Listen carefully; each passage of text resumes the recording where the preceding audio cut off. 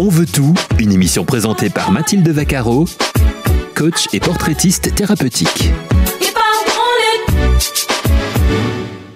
Yes, bonjour à tous et bienvenue dans votre émission On veut tout sur les ondes formidables de Radio Médecine Douce. Alors tout, mais c'est quoi ce tout, me direz-vous? Eh bien, vous avez sûrement entendu cette phrase formidable, ce bon vieil adage, on ne peut pas tout avoir.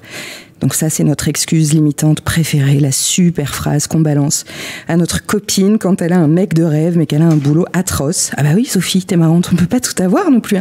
Ah bah voilà. Bon, ok les gars, on peut peut-être pas tout avoir, mais alors rien. Et je dis bien rien ne nous empêche de tout vouloir. Et je crois qu'on est nombreux dans ce cas-là à penser qu'on peut vouloir un super boulot, un couple de rêve épanoui, une famille au top, de l'argent, de l'abondance, de l'amour, du sexe, oui. Je crois qu'on peut absolument vouloir de tout ça. Et mon invitée du jour a bien compris ce principe d'on veut tout parce qu'elle est coach, elle est auteure, elle est conférencière, cofondatrice des Allumettes. Elle a également créé un super lieu de culture et de développement personnel à Marseille qui s'appelle Senso Muta. Elle est fabuleuse, on s'est rencontrés lors d'un moment un peu particulier. On a fait toutes les deux une conférence dont le thème était l'amour et je crois que c'est ce qui s'est passé entre nous. On s'est aimés au bout de quelques secondes. Je crois qu'au bout de 3 minutes, on était déjà hilares sous la table à se marrer comme des baleines et donc la grande histoire a commencé là. Ça fait quelques temps qu'on se connaît maintenant et je suis trop heureuse de t'accueillir sur cette émission, Stéphanie. Bienvenue à toi, Stéphanie de Touris. Merci Mathilde Vaccaro, je suis ravie d'être ici avec toi. Une grande surprise, voilà. Mais absolument. Merci. Je crois que là, je t'ai fait la petite blague de te dire, dis donc, tu viens vendredi à Paris, c'est formidable, tu as le temps de venir faire une petite émission avec moi. Tu savais pas ni où tu arrivais, ni dans quelle galère tu arrivais, rien du tout. Et te voilà, direct au micro. On vient de s'attraper là il y a quelques secondes. Je t'ai posé un casque sur la tête. Attention, 3, 2, 1. À toi, Stéphanie. J'adore parce que c'est la magie de la vie, c'est ça. Et rencontrer Mathilde, c'est un peu la magie de la vie, en fait, incarnée. Donc, je suis ravie de venir. Effectivement, je sors du train, je sors du taxi, j'arrive ici. Et on était en train de se dire avant que tu commences l'émission que ça fait partie de nos rêves, d'être dans un studio. Pour toi, j'imagine, d'animer une émission. Moi, c'en est un aussi. On était en train de se dire qu'on se rapprochait, en fait, de nos rêves. Donc, oui, on veut tout. Je suis complètement d'accord avec ça. We Want It All, en anglais. Ça me fait penser à une comédie musicale dans laquelle j'ai chanté il y a quelques années, qui était un jingle également utilisé par des féministes au début du siècle. Ah bah tiens. Américaine, We Want It All. Donc voilà, oui, je crois qu'on est en droit de tout vouloir aujourd'hui. Et on a même le pouvoir de tout avoir, ou presque. Absolument. Ouais. Absolument. Je suis fan de toi, Mathilde, et je suis fan de ton émission. Eh bien, écoute... Que je ne connaissais pas il y a 3 jours. Exactement. Donc c'est un peu pour ça que je t'ai invitée, parce que c'est du fanatisme réciproque. On n'a pas couché ensemble. Non, pas encore. Non, je déconne. On ne sait jamais. Attends, la vie est belle, la vie est pleine, on veut tout, on peut tout vouloir, on l'a dit. Moi, j'adore les femmes inspirantes. J'aime quand elles se révèlent être épanouies dans ce qu'elles sont et dans ce qu'elles font et que ça se voit. Toutes les deux, on aime le naturel, pas de langue de bois. On n'a pas envie de trucs super préparés, méga protocolaires. On aime la liberté. Et puis, je crois qu'on apprend à s'écouter. On apprend à essayer d'écouter nos intuitions, là où le vent nous mène. Je me dis une chose et tu me diras si tu es d'accord avec moi. Je pense que c'est vraiment le but d'un travail sur soi, c'est de pouvoir s'écouter et se faire confiance. C'est-à-dire que plus tu vas bien et plus les informations qui t'arrivent et les intuitions sont juste, c'est parce que au départ tu fais place nette à l'intérieur de toi et plus les intuitions te guident vers ce qui te va, ce qui te correspond, ce qui est bon pour toi, parce que je sais quand même que souvent on est attiré pas forcément par ce qui est bon pour soi, mais par ce qui est confortable. Et quand on a grandi dans des choses absolument terribles, eh bien elles peuvent continuer d'être confortables parce que c'est ce que l'on connaît. Ouais. Carrément. En fait, c'est juste qu'on reproduit... alors, c'est ce qu'on connaît aussi. Donc, psychologiquement, effectivement, on va choisir ça. C'est aussi, je crois, des schémas qu'on se traîne pas seulement psychologiquement, mais dans nos corps et dans nos cellules.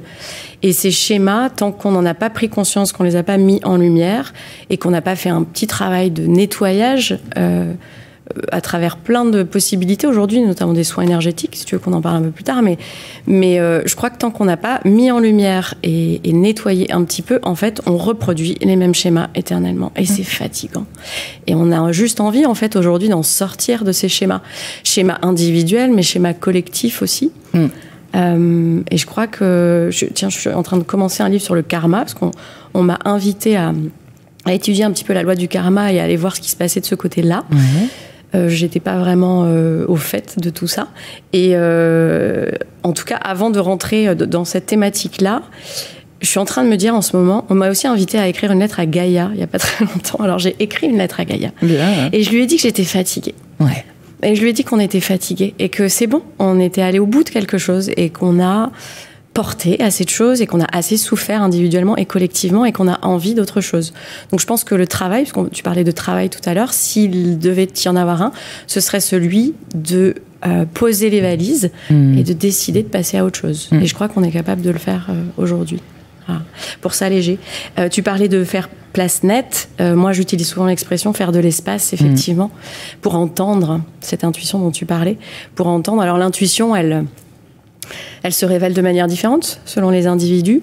Ça peut être une sensation, ça peut être une voix, ça peut être les poils qui se hérissent, ça peut être quelque chose de corporel, d'intuitif, ça peut être une forte émotion tout d'un coup, ça peut être plein de choses. Mais effectivement, tant qu'on n'a pas fait d'espace à l'intérieur de nous et à l'extérieur de nous dans nos vies, il n'y a plus de place pour entendre ce qui résonne de l'extérieur, pour entendre ce qui vient de l'intérieur, ce qui vibre à l'intérieur.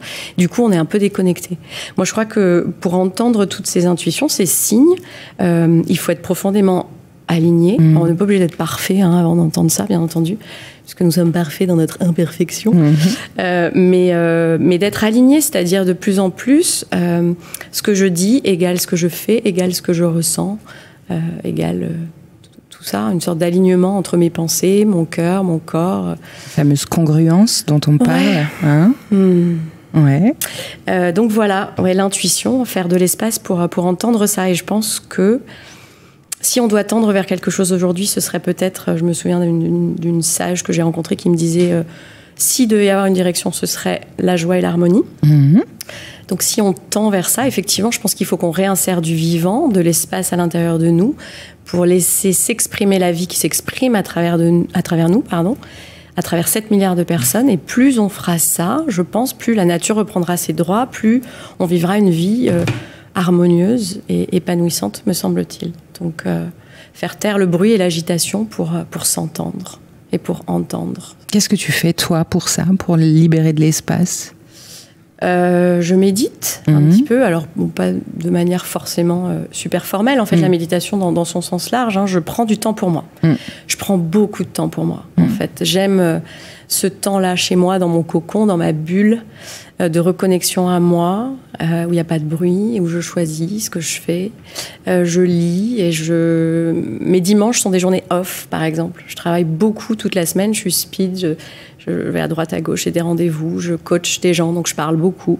Et j'ai besoin de ce temps-là le dimanche, pour ne plus voir personne et ne plus rien faire. Tu vois, par exemple. Par exemple, ça, je prends des cours de yoga aussi qui me font beaucoup de bien. Moi, j'adore cette histoire de notion du temps, parce que souvent, je pose la question aux personnes que j'accompagne, combien de temps par jour prenez-vous pour vous ? Et souvent, c'est 10 minutes, un quart d'heure, 30 minutes, parce qu'on se dit, je prends ma douche, allez hop, mon maquillage, etc. Et puis c'est terminé. Et là, je leur dis, mais alors du coup, ça en fait des heures que tu files aux autres si c'est pas pour toi ? Et je me dis qu'une des solutions pour se remettre au centre, c'est se remettre au centre de son temps. Et se rendre compte que quand on s'occupe de ses enfants, on est en train de réparer la petite fille qui n'a pas reçu tout ce qu'elle avait besoin de recevoir, et on donne à nos enfants ce qu'on aurait voulu avoir, donc on s'occupe aussi beaucoup de soi. Je crois que quand on s'occupe de ses clients, quand on s'occupe de son boulot, on est aussi en train de s'occuper de la professionnelle qu'on a envie d'être, et de tout ce qu'on peut représenter au niveau au niveau des autres. Et je crois qu'on passe à peu près 24 heures par jour pour soi, d'abord et avant tout. Et je me dis que c'est une bonne technique pour se resituer dans l'espace et dans le temps, parce que à la fin de notre vie, c'est pas combien on a gagné qui compte, c'est quelle a été la qualité de notre temps. Et est-ce qu'il a bien été pour nous, ou est-ce que je me le suis fait cambrioler par tout le monde parce qu'on a attendu de moi. C'est beau ce que tu dis, Mathilde. Oh, merci. C'est mon heure philosophique et poétique. Non, mais j'adore. C'est beau ce que tu dis. Merci. Mais oui, en fait, il y a besoin de trouver un équilibre, effectivement. J'aimais beaucoup ce que tu dis. J'étais touchée par ce que tu disais à propos des enfants, le temps qu'on passe avec nos enfants et du temps qu'on passe à réparer, effectivement, nos blessures. C'est pas évident. C'est pas évident d'être toujours pleinement avec ses enfants. Enfin, je crois que la tienne est adolescente, la mienne est encore petite, c'est plus simple maintenant parce qu'elle a 8 ans. Mais j'ai envie de dire aussi que ça n'a pas toujours été simple d'être pleinement là, même quand tu es dans une démarche de bien-être, de développement personnel, de spiritualité, etc. Je voudrais rappeler aussi que c'est pas facile tous les jours et qu'on n'est pas parfaite tout le temps et qu'on n'est pas à 100% du temps pleinement là pour l'autre, dans la bienveillance et dans la douceur. Voilà, moi je sais qu'il y a eu des moments où c'était un peu difficile, mais peut-être que d'être doux avec soi, c'est aussi d'accepter ces moments-là où on n'est pas parfait, où on n'est pas au top de ce qu'on voudrait être, où on n'est pas la meilleure version de soi-même. Juste de s'observer, de se voir et d'accepter ça, et de plonger un peu dedans. J'ai envie de parler de ça parce que j'aime bien parler de nos zones d'ombre et les accepter. Je crois qu'aujourd'hui, pour se guérir, on parlait tout à l'heure de l'espace à faire et du fait d'avoir envie aujourd'hui de poser ses valises pour passer à autre chose. Je crois que pour faire ça, on a besoin de se guérir aussi et d'être plus doux avec soi et de s'accepter aussi comme on est. Voilà. Et cette acceptation de mes parts d'ombre et de mes zones d'ombre, je la trouve importante et parfois on l'oublie, je trouve. On essaye d'y échapper. Ouais. C'est-à-dire que même nous, en fait, dans ce milieu-là, dans ce domaine, on se met un peu la pression quand même. Tu vois, t'as l'impression que tout le monde est quand même heureux tout le temps. Et voilà. Moi, j'aime bien rappeler que c'est difficile par moments, mais que ça fait partie de la vie. Et peut-être accepter ça, c'est aussi important pour aller bien. Ouais, c'est passionnant ce que tu dis, surtout sur les mamans, parce qu'on est sur les mamans et les papas, on est de nombreux parents à écouter cette émission. Et de toute façon, où est le livre ? Où est le livre qui dit ce qu'il faut être, ce qu'il faut faire ? Je me souviens que lors d'une conférence, j'ai dit, je crois que la seule chose qui nous est imposée en tant que parents, c'est de restituer notre enfant vivant à sa majorité. Après, il peut manger bio, lire l'histoire, être là en permanence, etc. Il n'y a rien qui est imposé. Voilà, hein, c'est tout. Il est vivant à 18 ans, on avait notre boulot. Et après, là-dedans, on fait ce qu'on a besoin de faire pour être le parent qu'on a envie d'être. Mais je discutais de ça justement avec Tosca, qui a 17 ans maintenant, et qui trouvait que parfois, par rapport à son petit frère, son père faisait pas ce qui lui semblait dans sa caricature de père qu'elle a dans sa tête. Un père doit... Je lui ai dit, mais en fait, ça le dérange pas, ton papa, ce qu'il fait là, ton petit frère, donc pourquoi est-ce que tu veux qu'il aille lui expliquer que ça lui pose pas de problème, il est en accord, lui, avec ça. En revanche, toi, grande sœur, t'es pas en accord avec ça, mais tu peux apporter ça à ton petit frère. Tu peux le faire, mais je crois pas qu'on peut attendre d'un parent qui colle à des cases, à des cadres, à des trucs. Je crois qu'on est tous le parent encore une fois, je crois, son propre parent. Je crois qu'on est en train de prendre conscience de ça. Et de grandir, de faire grandir son enfant intérieur en même temps que son enfant. Moi, par exemple, je suis passionnée par les réunions parents-profs. Tu sais que j'étais prof pendant 14 ans. Je sais, d'anglais. De l'autre côté. Je sais. La barrière. Oh, j'adore. J'adore parce que ma fille travaille super bien. Et qu'à chaque fois, je chiale quand on me parle d'elle et qu'on me dit... Qu'elle est extraordinaire. Mais vraiment, votre enfant était... Bravo à vous, Mathilde. Putain, elles le savent, mais comment elle le sait? J'ai des poils partout. Je suis fan complet. J'adore aller écouter que mon enfant est fabuleux. Donc, c'est vrai que j'adore ça. Et avec son papa, on est séparés. Et je me suis rendu compte de quelque chose, c'est qu'elle nous a mis un peu en compétition. Moi, je fais ça, donc je suis bonne maman, et papa, il fait pas ça forcément. Alors là, ce serait pas un bon. Et je lui ai dit, mais tu sais, ma puce, on est un couple parental. Si je le fais, il est pas nécessaire que lui le fasse aussi, parce que lui apporte des choses que moi j'apporte pas. Et c'est tes parents, c'est pas papa contre maman, et qui est le meilleur des deux. Nous, on est une entité. On est ton parent, et il faut que qu'il y ait soit l'un soit l'autre. On n'est pas obligé d'être les deux en compète pour être la compétition du meilleur parent du monde. Voilà, si ensemble on arrive à te donner tout ce dont tu as besoin, et moi je fais ce que j'aime et papa fait ce qu'il aime, et voilà, elle fait de l'art, ils vont dessiner ensemble, ils font des trucs, ils lui apportent ce qu'il peut, ce qu'il aime, ce qu'il a. Je lui ai dit, c'est ça qui compte. Alors que souvent les enfants qui ont parfois des parents séparés, c'est dissocié. Moi j'avais des parents ensemble, c'était les parents. Je disais mes parents. J'avais pas mon papa d'un côté, ma maman de l'autre.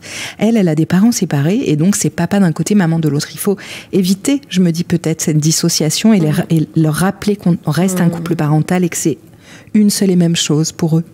Ouais, c'est intéressant ce que tu dis. Et cette notion de complémentarité, en fait, et pas seulement que dans le couple de parents, mais de manière générale. Mais peut-être j'y viendrai après, à cette idée du puzzle, qu'on est tous une partie du puzzle et qu'on n'est pas les mêmes. Et que c'est tout l'intérêt de l'expérience, de la vie. Et surtout pas d'être les mêmes. Donc d'apprendre à laisser l'autre être ce qu'il est. Et moi aussi, je suis séparée donc, du père de ma fille. Et je crois qu'on n'est pas trop rentré là-dedans. Et j'ai réussi à pas rentrer là-dedans. Tout comme toi, je crois, dans cette opposition ou dans cette compétition dont tu parlais. Et effectivement, je crois que ce qu'il y a de génial, il y a aussi une autre personne qui est très souvent là pour ma fille, c'est ma mère. Et donc je pense que nous sommes, nous trois, les trois personnes qu'elle a le plus vues, avec qui elle a passé le plus de temps en dehors de l'école et de ses copains. Et nous sommes trois entités complètement différentes. On a une vision de la vie radicalement opposée. Différente. Ouais. Et c'est ce qui est super et c'est ce qui est la riche. Richesse de cette petite Parce fille. que moi, ce que j'ai pas réussi à apporter complètement tout le temps, tout au long de toutes ces années à ma fille, de par mes activités, de par ma vie, de par ce que je suis, ma mère a su lui apporter. En revanche, je suis ravie que ce soit moi, sa mère, et que j'ai su lui apporter des choses que j'ai pas eu moi quand j'étais petite, tu vois. Cette liberté d'être, cette écoute, cette attention à ses émotions, à ses sentiments, tout ce nous, notre génération n'a pas vraiment connu, quoi. Tu vois, cette place pour s'exprimer. Donc ça, je suis super contente de lui apporter ça. Et puis son père qui est encore complètement différent, mais qui a une rigueur et qui est là et sur qui on peut compter et qui est un père extraordinaire pour sa fille. Et donc nous n'avons pas réussi à être heureux ensemble, mais en revanche chacun est un parent formidable pour sa fille, quoi.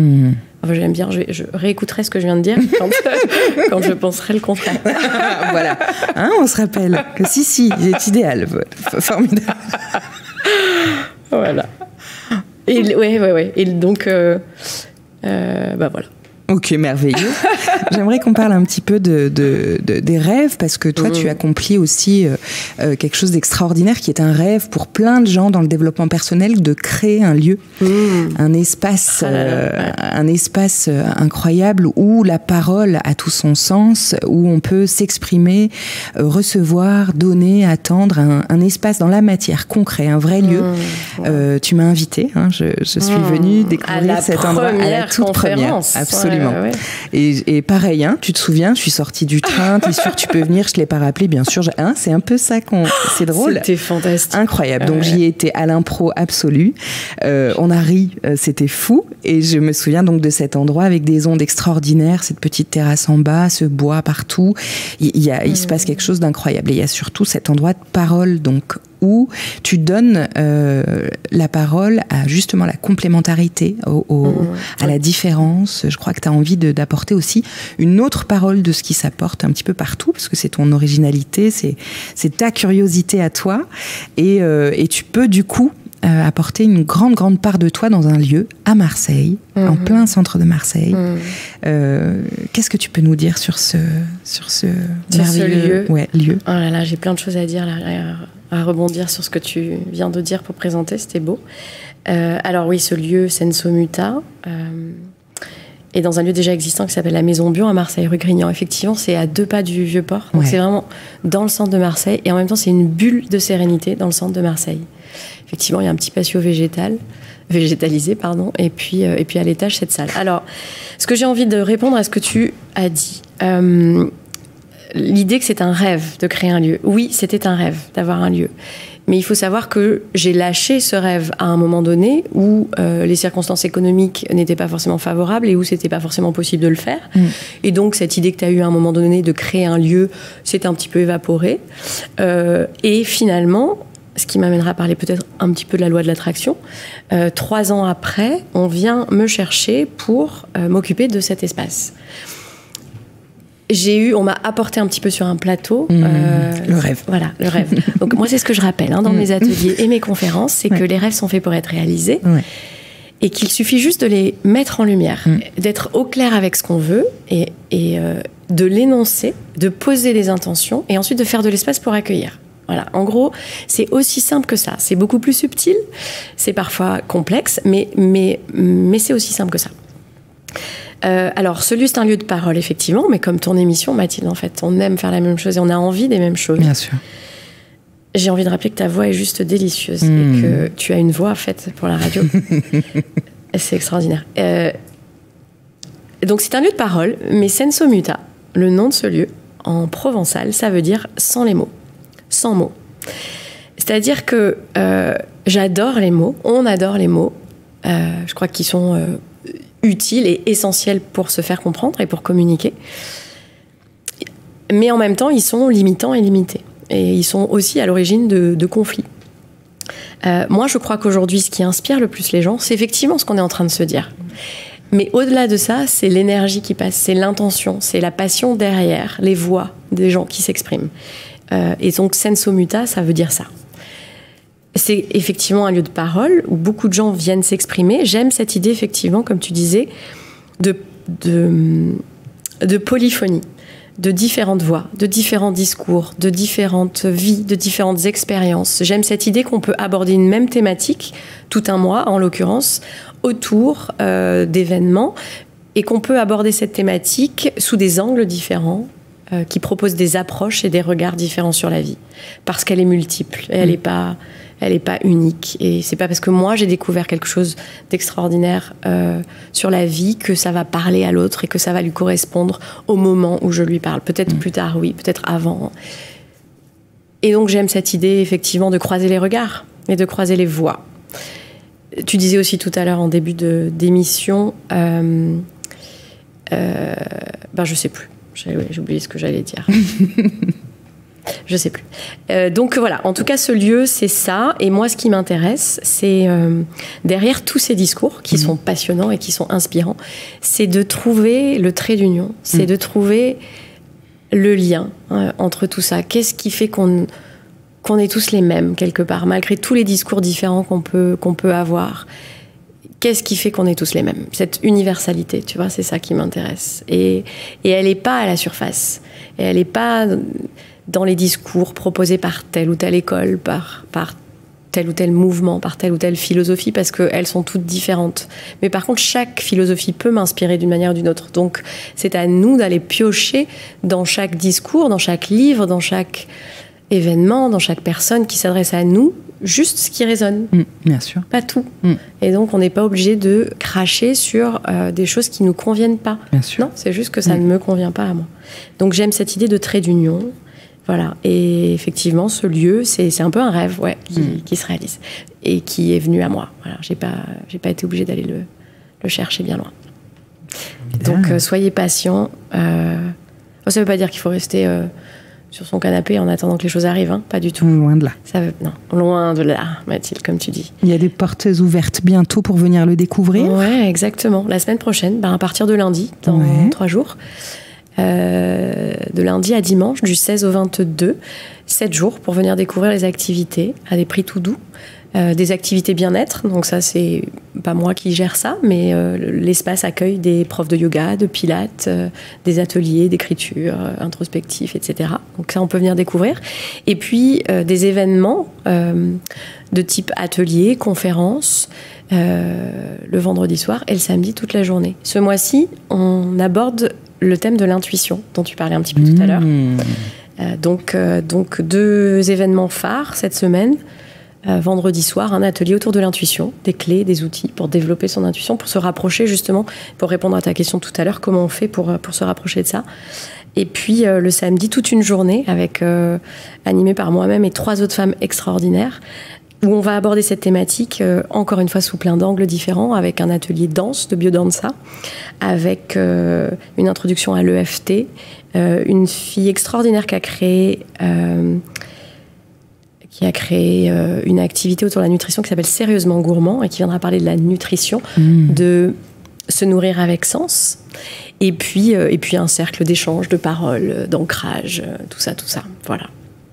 parfait. Ça, c'est la semaine prochaine pour nos amis du Sud, les amis marseillais, et les copains d'à côté. Provence. Enfin, je veux dire, si vous êtes dans le Sud, franchement, même si vous êtes à Paris, vous prenez un train, vous allez voir cet endroit. Je pense que ça vaut le coup. Vous avez passé un moment formidable. Moi, j'ai adoré. Il y a le Vieux-Port, il y a tout.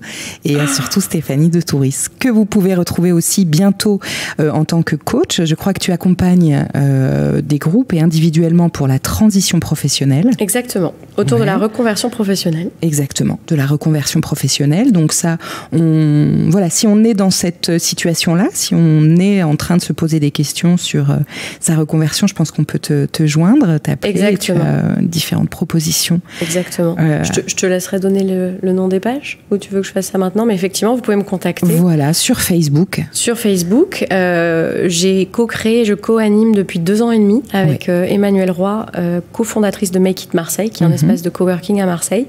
Nous avons donc créé ce cycle d'accompagnement à la reconversion professionnelle. Et on accompagne donc tous les 3-4 mois 10 personnes autour de ce chemin-là de reconversion professionnelle.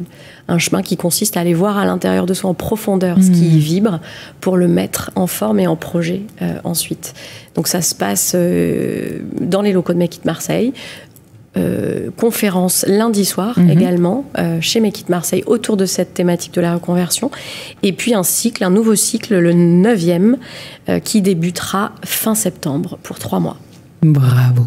Merci Maëlle. Donc je rappelle qu'on retrouve Stéphanie de Touris sur Facebook, sur sa page personnelle, Stéphanie de Touris, DE plus loin, TOU2RIS. Bien. Voilà, et Senso Muta, SENSO plus loin, Muta, MUTA, sans le mot, en provençal, pour tous ceux qui parlent couramment le provençal, il y en a forcément plein, dont je fais partie. Bien sûr, évidemment. Donc vous pouvez la retrouver, c'est une femme extraordinaire, n'hésitez pas effectivement à aller visiter Senso Muta, cet endroit incroyable dans lequel j'ai passé un moment fabuleux. Voilà, moi j'adore cette fille, je suis sûre qu'en ayant écouté cette émission, vous l'adorez aussi, parce qu'il n'y a pas d'autre solution. Je suis ravie d'avoir passé ce moment avec toi, Stéphanie, chers auditeurs. Si vous avez envie de témoigner, de parler un petit peu de votre tout à vous, de comment ça se passe quand vous n'y arrivez pas ou quand vous y arrivez vachement bien, si vous avez envie d'apporter aussi votre pierre à l'édifice de ce grand chantier du tout est possible, eh bien n'hésitez pas à me contacter sur la page de Radio Médecine Douce en me laissant un petit commentaire, ou sur ma page personnelle Mathilde Vaccaro. J'ai été ravie de passer ce moment encore une fois avec toi et avec vous tous, chers auditeurs. Merci infiniment à Anthony d'avoir fait une technique irréprochable comme toujours. Merci à tous et excellente fin de soirée. À bientôt. Merci. Au revoir. Au revoir. On veut tout, une émission présentée par Mathilde Vaccaro, coach et portraitiste thérapeutique.